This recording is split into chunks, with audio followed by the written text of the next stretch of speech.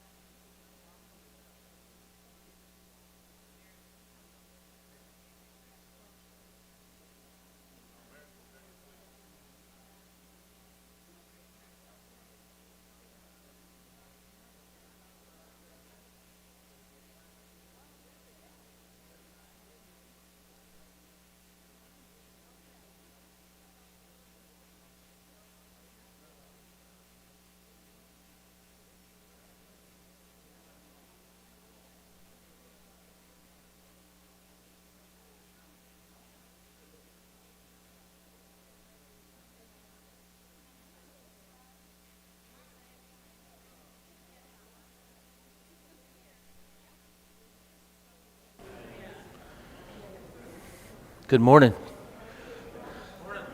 Thank you, Bart.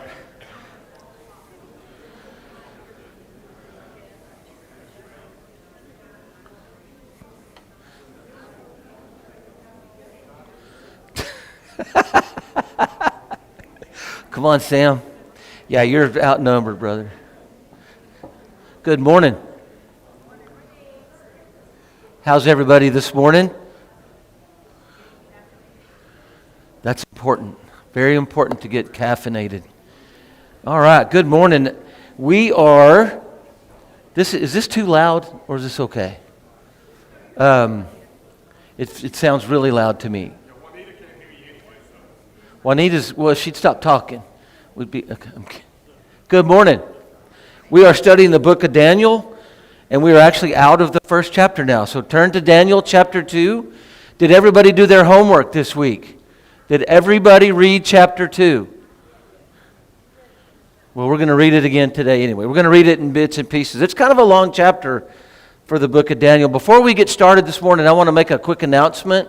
October 27th has been decided on as our outdoor worship service we're going to do out at Haley Nelson Park. So that'll be October the 27th. We are going to do our worship service there, and then we're going to have hamburgers and hot dogs and other health food out there that day. And while it is absolutely true that it's kind of a treat for us, I hope that we get out and get outdoors, kind of break up our routine a little bit, and that's all fine and good.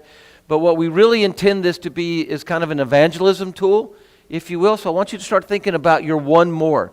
Think about one more person. Think about somebody that you really want to get to come with you that doesn't come here already, right? Somebody that you really want to bring with you to that service.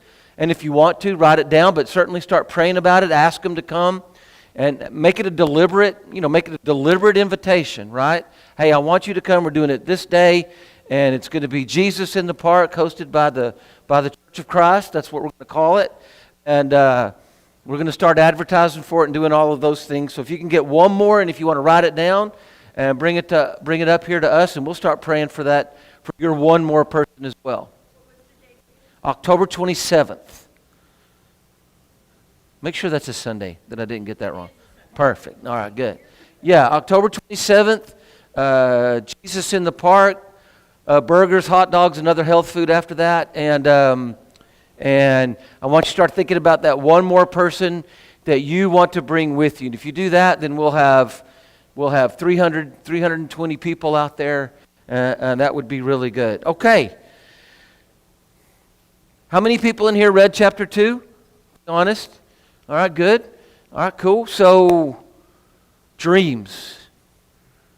How many people in here have dreams that you remember? That you remember almost every day, right? I have no idea why we dream. All I know is that I think that our mind never truly shuts off. It never truly goes to sleep. Some of us have dreams that we remember. Some of us, we dream and we don't remember them, or it's like just kind of a thought in your mind that, did I dream that?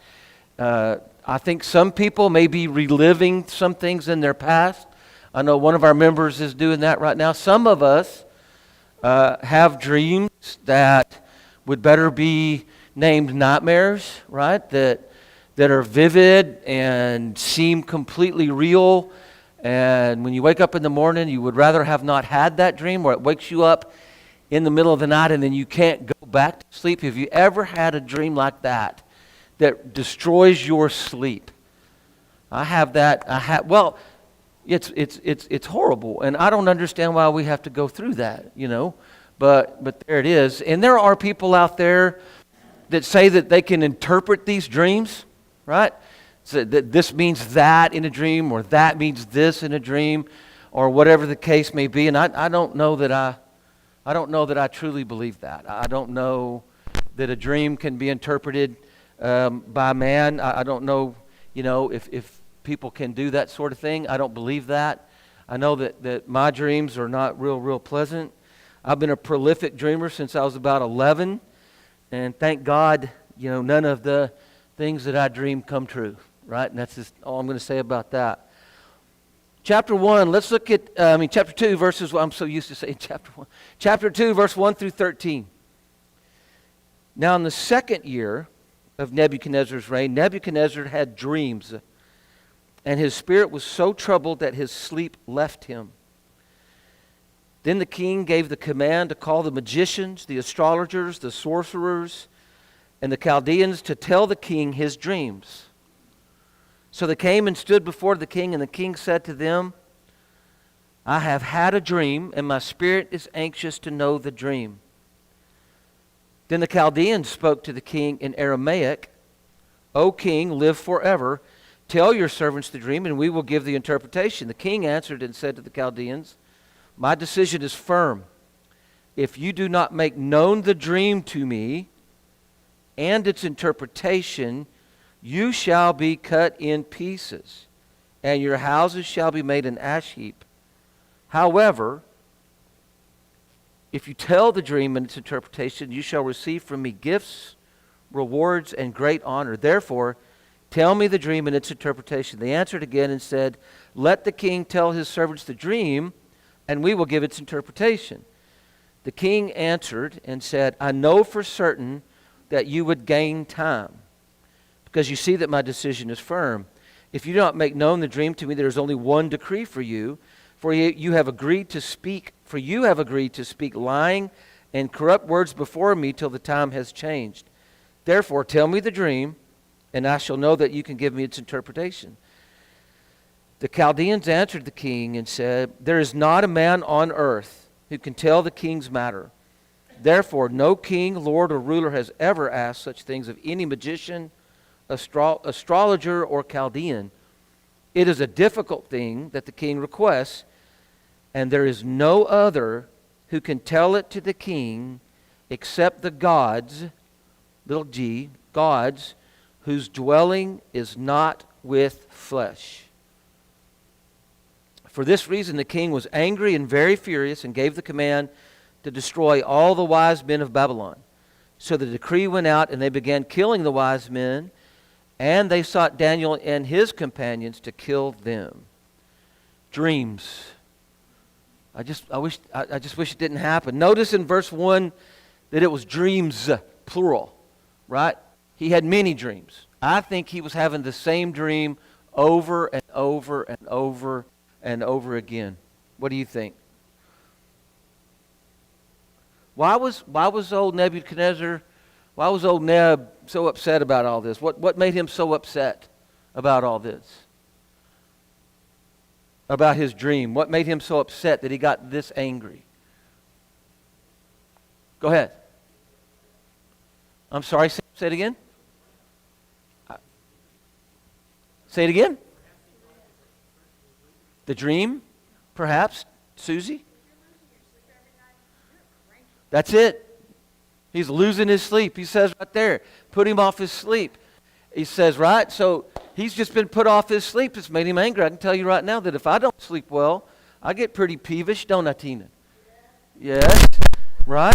Just not a whole lot. It's kind of like last week when I was hungry. It wasn't a whole lot of fun last week. It's the same thing. I was hangry. I get slangry, I guess. Sleep angry, whatever, right? He was so troubled that his sleep left him. Now, I've had dreams like that where I've woken up at 3 o'clock in the morning and I'm just done, right? And there's no going back to sleep. So he became angry. So it's interesting that these ancient folks believed that their gods, right, their little g gods, they believed that they spoke to them in these dreams, right? That was how these gods communicated with them. And so he thought that his gods were speaking to him, that they were trying to give him a message, but he couldn't figure it out because this was a crazy dream, which we'll see in a little while, right? He became so obsessed with it that he just had to know what was going on. He thought that his little g gods were talking to him, and he was about to find out that the God was talking to him.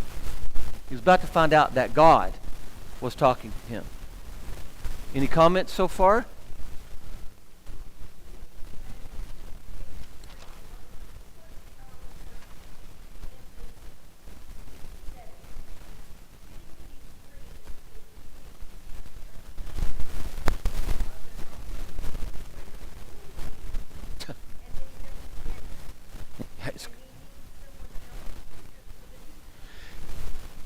Well, we're going to get into that in a minute. She's talking about the fact that this elevation, that he thinks that his gods are talking to him, so he's being elevated. Oh, hey, look at me, all of those things.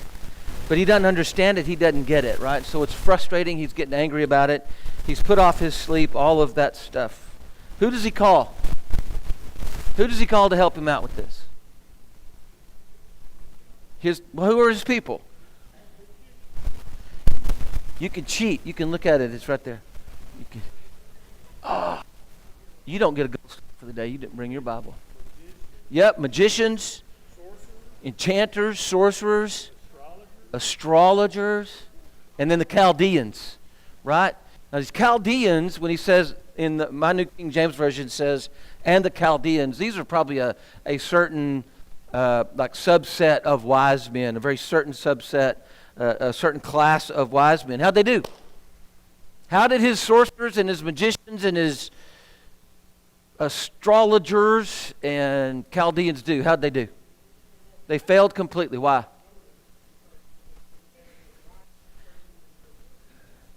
Right, because they can't, right?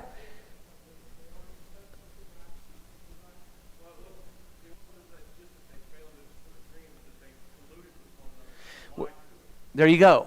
There you go. So what they were doing, what Chad's talking about, is that they were going to collude, right? Hey, tell us what you dreamt. Tell us about that dream. And they were colluding together, and they were going to lie. They were just going to make something up. They were just going to make something up and tell him what it was, something to make him feel better. Because you notice what the king's demand was. The king's demand was not, hey, I'm going to tell you this dream, and you tell me the interpretation of that dream. You tell me the dream. You tell me the dream, right? And the guy goes, you could just see it. I mean, you could almost picture this. These people standing around in this court, and it was beautiful. I can imagine how beautiful, how magnificent it was. Standing around the court, and he goes, all right, tell me the dream and what it means. And they go, you tell us the dream, we'll tell you what it means. No, really, if you don't do this, what was his threat? What was his threat to them? Yeah, but at the beginning of that, what was his threat? What did he threaten to do to these wise men, these sorcerers?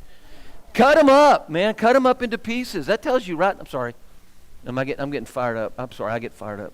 He was going to cut them up. That tells you how, when we talked about in the beginning of this, we talked about how Assyria was just an evil empire, right? I mean, they were just evil. And they would just, they started this notion of crucifying people that was finally perfected by the Romans, right? I mean, they would just lop pieces and parts off people. And we said that the Babylonians were a little bit more civilized, a little bit more charitable, if you will, but they weren't much, right? He was going to cut them into pieces, and then what else did he say? He's going to cut them into pieces, and your houses shall be made an ash heap. So here's an interesting thought, right? So does it almost seem like to you as you read this that Nebuchadnezzar knows that they can't do this? Have you ever thought about that? That he knows. He already knows that they can't do this. Have you ever thought about it that way? What do you think?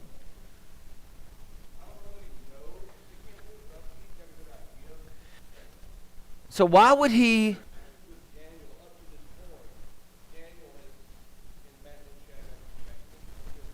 Right. Yeah. Up to this point. So why would he even then entertain this notion? Did everybody hear that? That even at this point that whatever the dealings that he's had with Hananiah and Mishael, anyway, with the companions of Daniel, well, Daniel and his companions has been more productive, better, all of those things than any of these wise men that he had with them, to this point that he's beginning to doubt him. I think it's a little bit different too, right? So why would he even entertain this notion of having these people in there, right? That interpret, that have the deep knowledge, or that say they have the deep knowledge, that they can do all of these things. Say it again. So he was very desperate at this point to do what?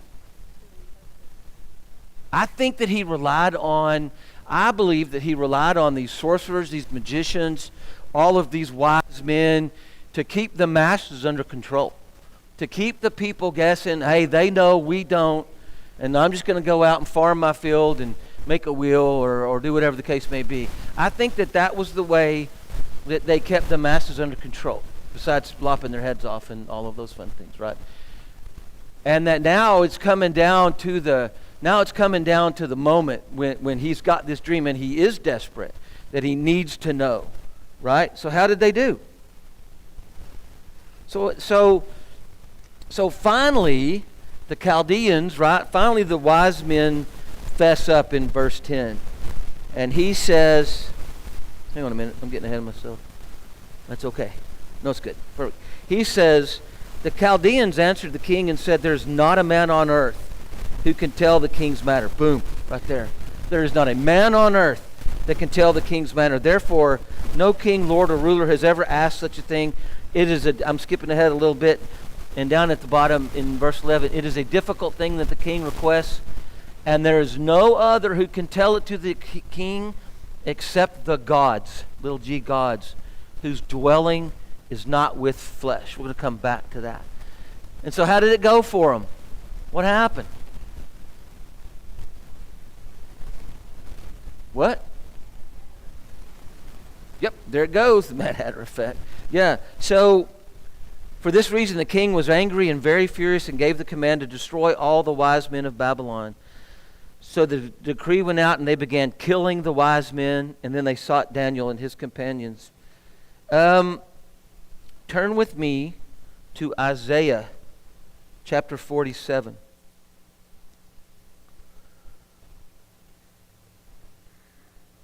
It's right before Jeremiah. Isaiah chapter 47.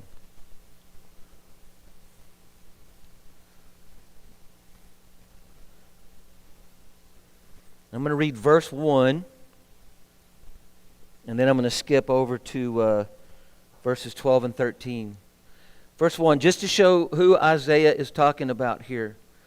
Come down and sit in the dust, O virgin daughter of Babylon. Sit on the ground without a throne, O daughter of the Chaldeans. For you shall no more be called tender and delicate. And between there and what I'm going to read, it talks about the fact that, he has given Israel over into Babylon's hands. But then we come down to verses 12 and 13, and this is going to sound really familiar. Stand now with your enchantments and the multitude of your sorceries in which you have labored from your youth. Perhaps you will be able to profit. Perhaps you will prevail. You are wearied in the multitude of your counsels. Let now the astrologers, the stargazers, and the monthly prognosticators stand up and save you. For what shall come upon you? Behold, they shall be as stubble. The fire shall burn them. They shall not deliver themselves from the power of the flame. It shall not be a coal to be warmed by, nor a fire to sit before. Thus they shall be to you with whom you have labored, your merchants from your youth. They shall wander each one, and no one shall save you. That's Isaiah talking about Babylon in this very moment, right? About what he's getting ready to do. Any other comments about that? About this part? Nope. Very quiet today. I thought the cool weather might have gotten y'all fired up a little bit more. It's a beautiful morning, isn't it? All right, let's go to chapter 2, verses 14 through 23. And now we're going to talk about this moment in time. Then with counsel and wisdom, Daniel answered Arioch, the captain of the king's guard, who had gone out to kill the wise men of Babylon. He answered and said to Arioch, the king's captain, why is the decree from the king so urgent? Then Arioch made the decision known to Daniel. So Daniel went in and asked the king to give him time, that he might tell the king the interpretation. Then Daniel went to his house and made the decision known to Hananiah, Mishael, and Azariah, Shadrach, Meshach, and Abednego, his companions, that they might seek mercies from the God of heaven concerning this secret, so that Daniel and his companions might not perish with the rest of the wise men of Babylon. Then the secret was revealed to Daniel in a night vision. So Daniel blessed the God of heaven. Daniel answered and said, Blessed be the name of God forever and ever, for wisdom and might are his, and he changes the times and the season. He removes kings and raises up kings. He gives wisdom to the wise and knowledge to those who have understanding. He reveals deep and secret things. I love that. He reveals deep and secret things. He knows what is in the darkness, and light dwells with him. I thank you and praise you, O God of my fathers. You had given me wisdom and might, and have now made known to me what we asked of you, for you have made known to us the king's demand. So how was it that Daniel was able to interpret this dream? God. The God, right? This Arioch, captain of the king's guard, that word, king's guard or guard, the original word in Aramaic was taba, T-A-B-B-A-H, taba. And what that means is to slay. It means to kill people, right? In other words, Arioch was the leader of the king's execution squad, right? So it's kind of like a Praetorian guard in Rome. Same idea, protect the king at all costs, right? And we're going to slay these people, right? So how is it that Daniel was able to approach Arioch and not get his head cut off or get cut into pieces? How did he do it? It says he did it with wisdom and counsel. So he came in with respect. Number one, he showed up and he had some respect for this guy, this official, right? And then he had tact. He came in and said, hey, so what, I mean, can you see that? Why is this so urgent? Why is the king so upset? Why is this so urgent? So he asked him that question. So he comes in with tact. You know what that word actually means? That Aramaic word? It's actually a long descendant from an Aramaic word that means to taste or to form an opinion based on flavor, right? So he goes up to this Arioch and he says, hey, let me get a feel for this situation here without just jumping in and saying things. He goes up and gets a feel for all of that, right?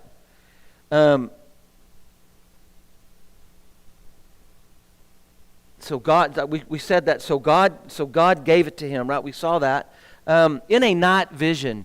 Is there a difference between a night vision and a dream? Do you think?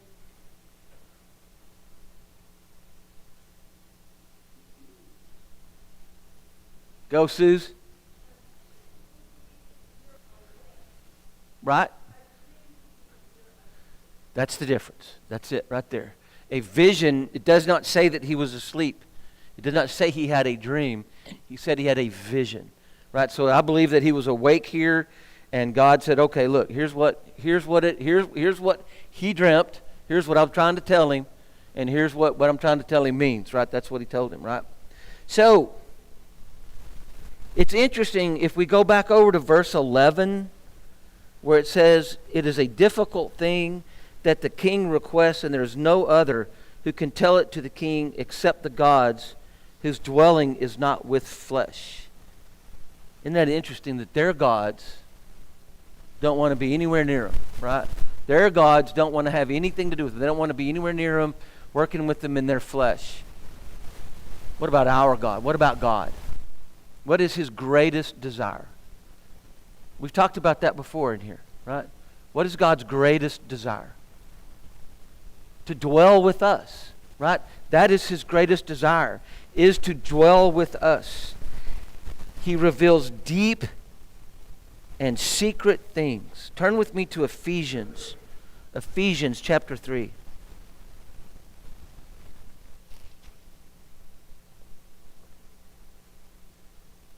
Give you a chance to get there.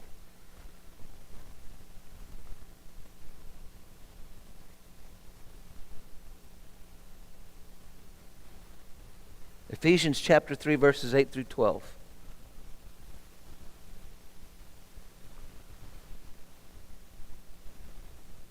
To me, this is Paul writing, right, to the Ephesians, to me who am less than the least of all the saints, this grace was given that I should preach among the Gentiles the unsearchable riches of Christ, and to make all see what is the fellowship of the mystery, which from the beginning of the ages has been hidden in God, who created all things through Jesus Christ, to the intent that now the manifold wisdom of God might be known by the church to the principalities and powers in the heavenly places. What is the deepest, most hidden thing? What was the deepest, most hidden thing? And we'll learn in this dream exactly what that is. Class participation time. This is where you go, what is the teacher trying to get me to say? Right? Come on. What? That's one of them, right? The deepest, longest secret, the most hidden thing was, no? Jesus Christ, right? That Jesus Christ, the Son of the living God, would come here and be crucified, died, buried, and resurrected. That was the hidden secret and mystery. And that's what we always have to keep in mind. Why are you looking at me like that, Chad? Okay. All right, so let's go back up to verse 16. So Daniel went in and asked the king to give him time. And then 17 says, then Daniel went to his house and made the decision known to Hananiah, Mishael, and Azariah, his companions, that they might seek mercies from the God of heaven concerning this secret, so that Daniel's companions might not perish with the rest of the wise men of Babylon. Could you imagine that meeting when Daniel comes in and talks to them? You know, when he comes in and says, hey, here's what we have to do. How are we going to handle this? You think a prayer meeting broke out?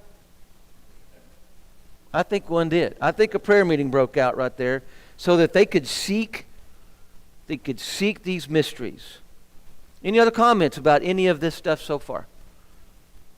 All right. Sir.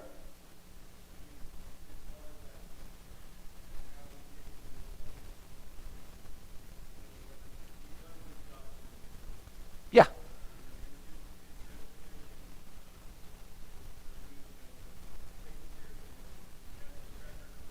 Yeah. Yep.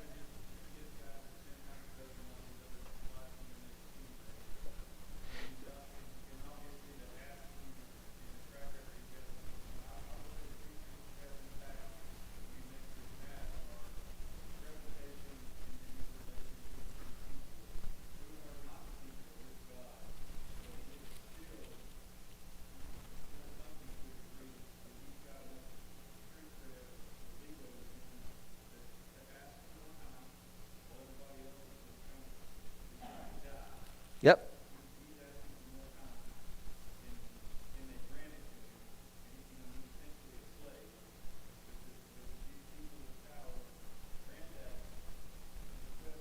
Yeah. Remember, he has, but remember this, that at this point, right? Now, you're right, especially because they were tested in that first 10 days about eating vegetables and not bone-in ribeye and all that fun stuff. But but this is the second year. Huh? Yeah, he has, but they're still under, and Daniel and his companions are still under training, because this is only the second year of Nebuchadnezzar, and their training lasted 3 years. So they have done some good things. They have given counsel, all of those things, but they're still under training, right? So this is purely a gift from God. And this is a moment when God is going to show Nebuchadnezzar exactly who he is by giving this to one of the people that are still under training. Does that make sense, or do you disagree with that?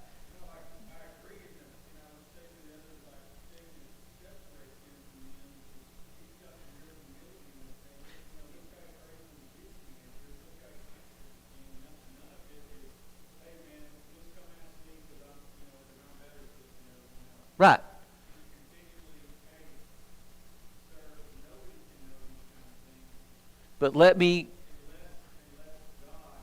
the God, that's it.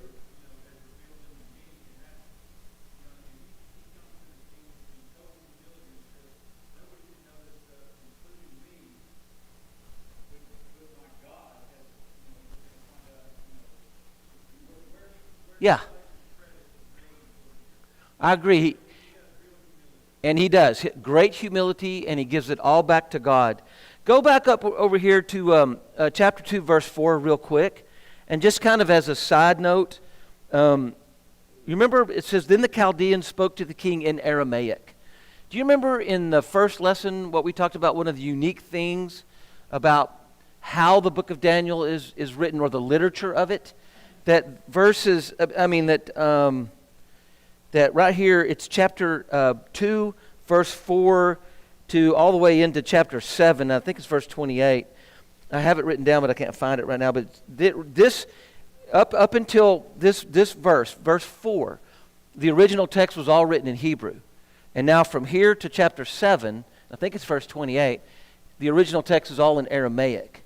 So if my original theory, or our original theory, is true, that things that were written in Hebrew were specifically for Jews, but things that are written in Aramaic would be for Jews and Gentiles. So it's almost as if God is saying right here, okay, Gentiles, wake up, because I'm fixing to give you something very important. And I believe that is true. All right, cool. So, 24 to 49. Yeah, let's read it. Okay. Therefore, Daniel went to Arioch, whom the king had appointed to destroy the wise men of Babylon. I don't know why that makes me laugh. But anyway, he went and said thus to them, do not destroy the wise men of Babylon. Take me before the king, and I will tell the king the interpretation.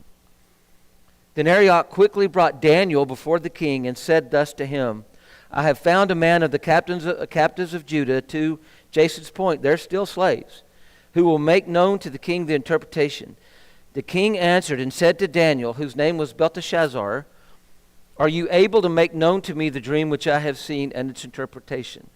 Daniel answered in the presence of the king and said, the secret which the king has demanded, the wise men, the astrologers, the magicians, the soothsayers cannot declare to the king. And here's what Jason was saying as well. But there is a God in heaven who reveals secrets, and he has made known to King Nebuchadnezzar what will be in the latter days. Your dream and the visions of your head upon your bed were these.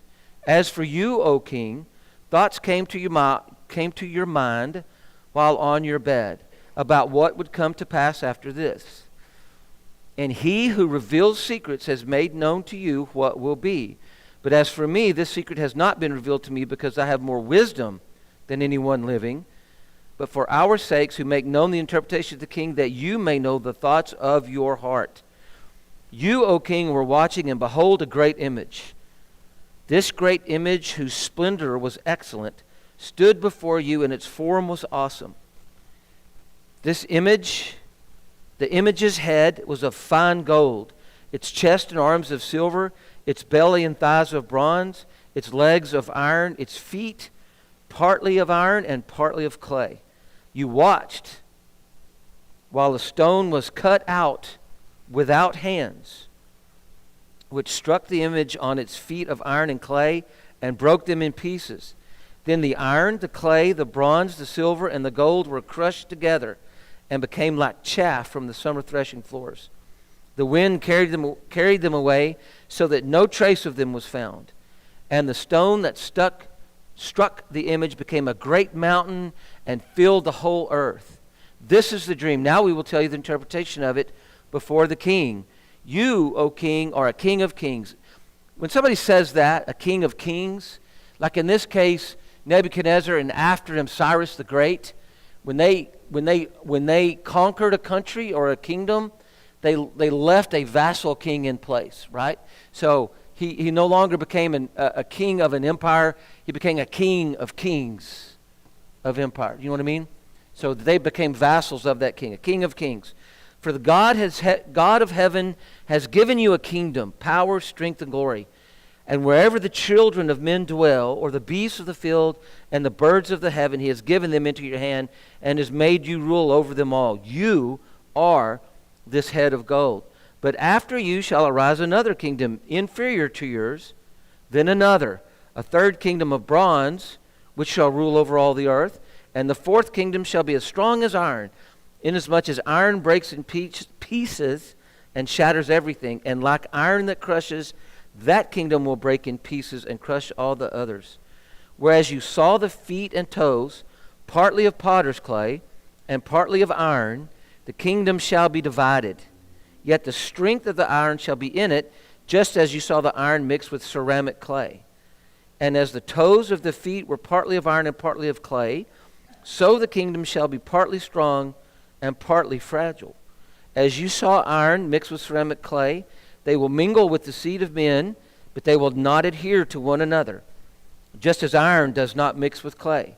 And in the days of these kings, the God of heaven will set up a kingdom which shall never be destroyed, and the kingdom shall not be left to other people. It shall break in pieces and consume all these kingdoms, and it shall stand forever. Inasmuch as you saw that the stone was cut out of the mountain without hands, and that it broke in pieces the iron, the bronze, the clay, the silver, and the gold, the great God has made known to the king what will come to pass after this. The dream is certain, and its interpretation is sure. And we have 5 minutes left. And we're going to stop right here, and we will go over that dream next Sunday. That's called a cliffhanger. Jason?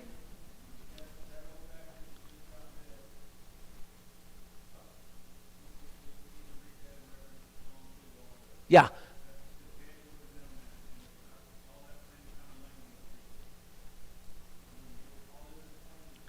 Right. You bet. Y'all got that? We are going to do that next week. But we're going to stop right there because we don't have time to give that the study that it deserves. Any comments? Any other questions? Thank you all very much.